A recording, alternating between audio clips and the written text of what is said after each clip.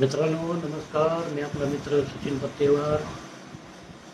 मित्रांनो, आपल्याला जर जीवनामध्ये आनंदी आणि निरोगी जगायचे असेल तर आपले जे काय रोजचे दैनंदिन गोष्टी आहेत त्यामध्ये आपल्याला बराच बदलाव करणं गरजेचं आहे. आजच्या घडीला आपण जर बघितलं तर आपले जीवन इतके व्यस्त होत चालले की माणूस स्वतःच्या गोष्टींना सुद्धा वेळ द्यायला त्याच्याकडे वेळ नाही आहे. पण या सर्व गोष्टीचा आपल्या जीवनावर फार विपरीत परिणाम होत आहे. पण याकडे आपण दुर्लक्ष करत आहोत. कारण कसं आहे, जर आपले आरोग्य व्यवस्थित राहिले तरच आपण आपली दिनचर्या आणि आपले जे काही चॅलेंजेस आणि आपले जे काही उद्दिष्ट आहेत ते आपण पूर्ण करू शकतो.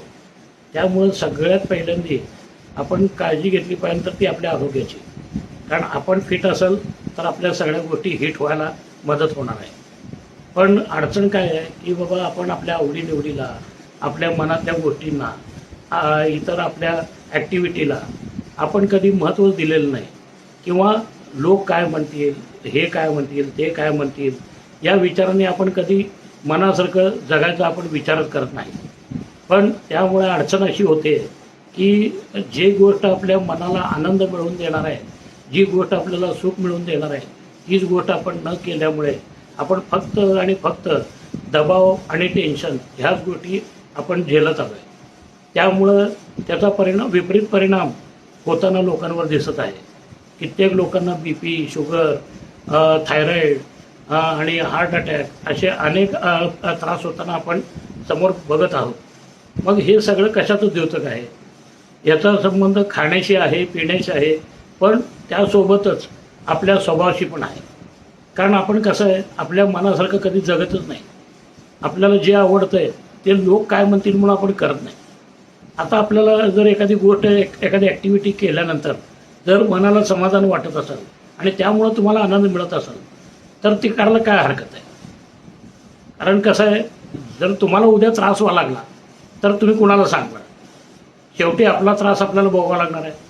मग जर तुम्हाला जर कोण दुसरं त्यामध्ये मदतच करणार नाही तर मग आनंद आपल्याला जिथे मिळेल तो आनंद मिळवण्याचा प्रयत्न आपण केला पाहिजे. मग तो आनंद कशात मिळतो तो हुडकून तो आनंद आपण प्राप्त केला पाहिजे. तर ॲटोमॅटिकली आपण आपली सेहत चांगली करणं, आरोग्य नीट ठेवणं, आपल्या ॲक्टिव्हिटी चांगल्या पद्धतीने करणं, या गोष्टीचा आपण बेनिफिट मिळवू शकतो. मी स्वतः या गोष्टी बऱ्याच दिवसापासून अनुभवतो आहे. मी ज्या पद्धतीने माझ्या ॲक्टिव्हिटी करतो तर त्याचा मला किती फायदा झाला आणि मी आनंदी राहिल्यामुळं आज मला माझ्या जीवनामध्ये अनेक चॅलेंजेस येऊन गेले आहेत. आपणास माहीत आहे, हार्ट अटॅकच्या बाबतीमध्ये मला अनेक वेळेला चॅलेंज झालेले आहेत. पण आज मी जे काय फिट अँड फाईन राहतो तर त्याला कारण माझा स्वभाव आहे.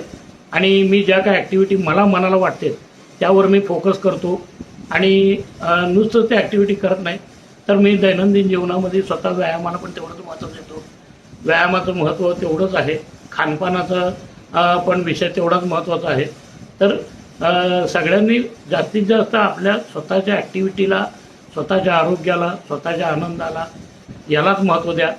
तर तुम्हाला जे पाहिजे ते उद्दिष्ट तुम्हाला साध्य करताना दिसतील आणि ते साध्य होतील. तर याला पूर्णपणे आपल्या स्वतःच्या ॲक्टिव्हिटी जबाबदार असतात. त्यामुळे जे आवडतं ते करा. लोक काय म्हणतील याच्याकडे लक्ष देऊ नका. शेवटी हे जीवन आपल्याला आपल्या पद्धतीने जगलं तरच उपयोग होणार आहे. धन्यवाद.